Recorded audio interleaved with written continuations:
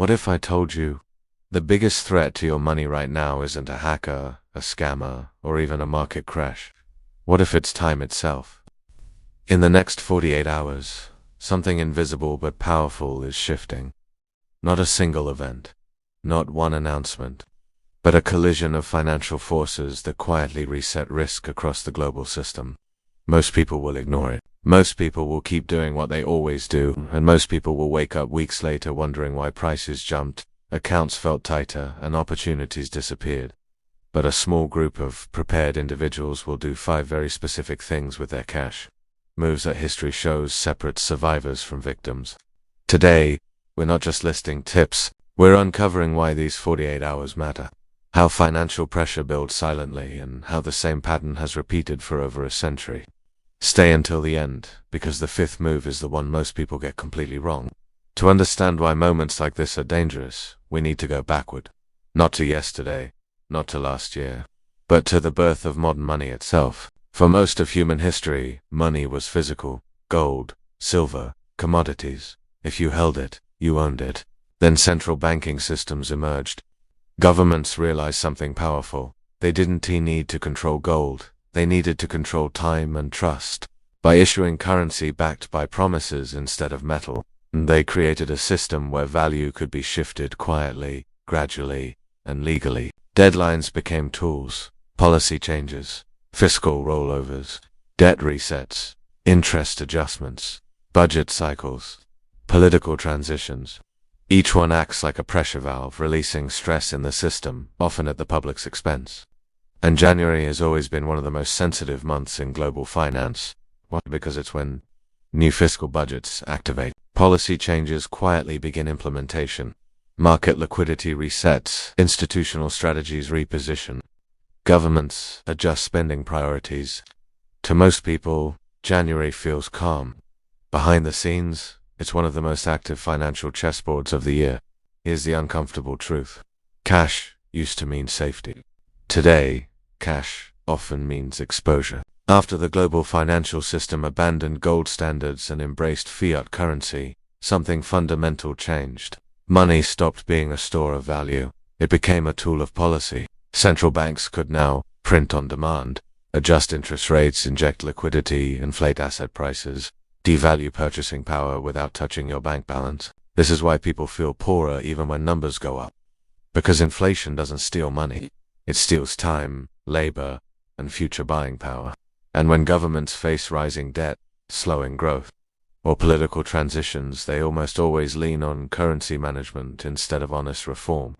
Which leads us to the next phase. Over the last decade, the global economy entered what analysts quietly call financial compression. It's when wages stagnate, living costs rise, debt increases, savings lose real value, asset prices inflate. On paper, economies appear stable. In reality, pressure builds underneath. Think of it like air filling a balloon. Everything looks fine, until suddenly it isn't. When inflation spikes, interest rates change, or government spending shifts, that pressure gets released. And the first casualty is always unprotected cash. That's why major institutions never sit on idle money. They rotate it, reposition it, shield it. Meanwhile, average people leave money parked, waiting, trusting, hoping. Which leads to the breaking point. Financial damage doesn't happen slowly. It happens in short windows. Moments where policy meets timing. Moments when markets reprice. Currency purchasing power shifts, new rules take effect. Capital flows redirect. Most people only notice after the consequences arrive. By then, prices already adjusted. Interest costs already changed. Opportunities already passed. This is why smart money acts before deadlines, not after headlines. And January 20th sits inside one of these adjustment windows. Not because of one dramatic event, but because of overlapping forces. Government budget shifts, institutional portfolio repositioning, inflation expectations, recalibration, consumer spending cycles. Liquidity flow changes. It's the quiet reset moment. The kind history books rarely talk about, but portfolios always remember. Let's talk about consequences. Every major economic downturn shows the same pattern. Those who reacted emotionally lost. Those who waited lost more. Those who prepared quietly survived. After inflation spikes, people say, I should have moved my savings. I should have diversified. I should have paid off that debt earlier. I should have acted when I had time. But hindsight is always cheaper than preparation. And that brings us to the real question. What separates people who protect their money from those who watch it evaporate? It's not wealth. It's behavior under time pressure. Now here's where most financial advice fails you. They say, just save more. Just invest. Just wait it out. Just trust the system. But saving more doesn't protect purchasing power. Blind investing increases risk. Waiting exposes you to silent losses. And trust doesn't hedge inflation. Protection requires strategy, not hope. Which brings us to the turning point. Because there are 5 smart moves that consistently appear in every historical survival playbook. Moves used by institutional investors, high net worth individuals, central bank insiders, risk managers. And no, they're not complicated, they're disciplined. But here's the twist. Doing them too late makes them useless. Timing matters. That's why these next 48 hours are critical. Here's the first uncomfortable truth. The biggest mistake people make is concentration. They keep all savings in one bank, all liquidity in one account, all exposure tied to one system. Why is this dangerous? Because banking systems are built on fractional reserves.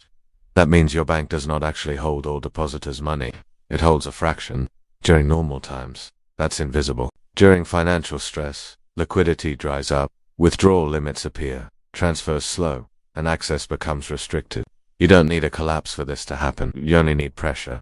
Smart money spreads liquidity across multiple institutions, different account types, different access channels. This isn't paranoia. It's redundancy. Just like data backups, you don't wait for the crash, you prepare for the possibility. Cause and effect is simple. Single-point storage creates single-point failure. Diversified access creates resilience. Now here's the move most people misunderstand. Inflation doesn't feel dangerous because it's gradual, but it compounds. A few percentage points annually can erase massive purchasing power over time. Holding large amounts of idle cash during inflationary cycles is like leaving ice under the sun. It doesn't vanish instantly, it melts quietly.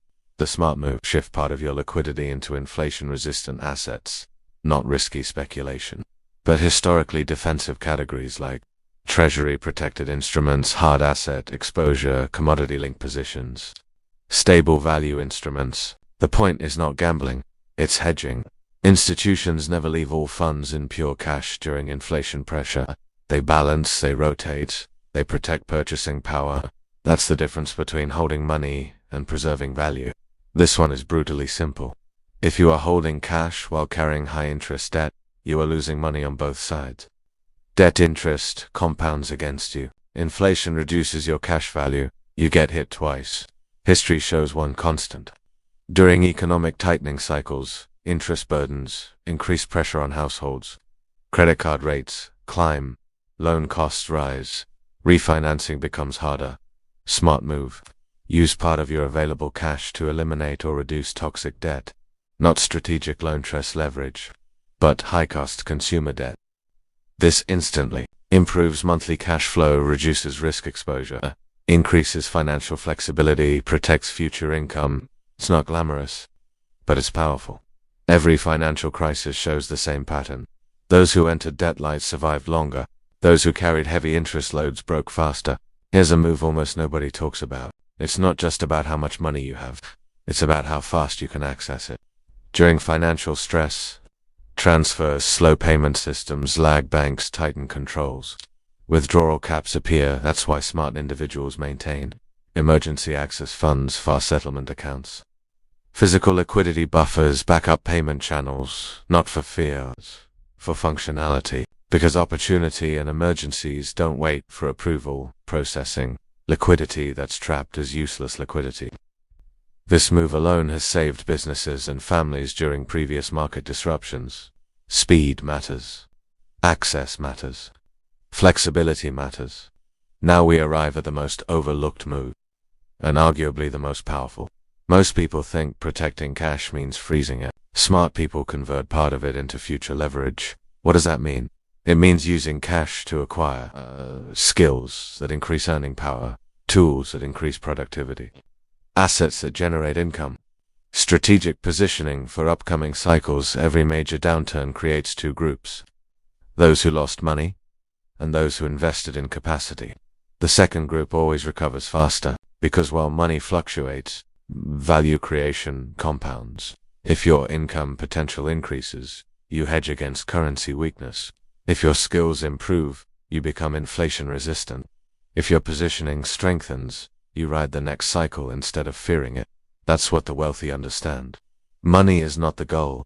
Leverage is. Let's connect this to the present. Every major economic shift follows the same blueprint: rising debt, currency pressure, policy tightening, asset repricing, wealth redistribution. Look at the Great Depression. Look at the 1970s inflation crisis. Look at the 2008 collapse. Look at the pandemic stimulus era. Different triggers, same pattern. Those who waited for certainty missed the protection window. Those who repositioned early protected purchasing power. Today, we see global debt at historic highs, persistent inflation pressures, geopolitical instability, monetary policy, tightening cycles, institutional repositioning. The warning signs don't scream, they whisper. That's why most people ignore them. January isn't magic, but it is strategic. It's when budgets activate, market strategies reset, policy adjustments begin, capital flows redirect. Small shifts at the beginning of the year create large effects by December. That's why institutional players act early. They don't wait for panic. They move during calm. That's exactly what these 48 hours represent. Calm before adjustment. Let's simplify everything into three truths. Holding money without strategy exposes you to inflation, policy shifts, and purchasing power loss. Protection requires movement, not stagnation. Waiting for headlines is expensive. Preparation happens before fear appears. Every cycle proves this. Money changes, systems change, but skills, assets, and leverage survive every reset. That's the real hedge. So here's the uncomfortable question. Are you reacting to the economy or positioning ahead of it? Because once January 20th passes, the opportunity window narrows. You'll still have choices, but fewer good ones. And history shows that most people only act when pain forces them to. The prepared act before pain arrives. If this video helped you see money differently, if it challenged the way you think about cash, then do three simple things. Like this video so more people can escape financial blind spots. Subscribe for deep money psychology and system-level financial education. Comment ready if you're choosing preparation over panic. Because the next cycle isn't coming, it's already forming. And the smartest move you can make is being early.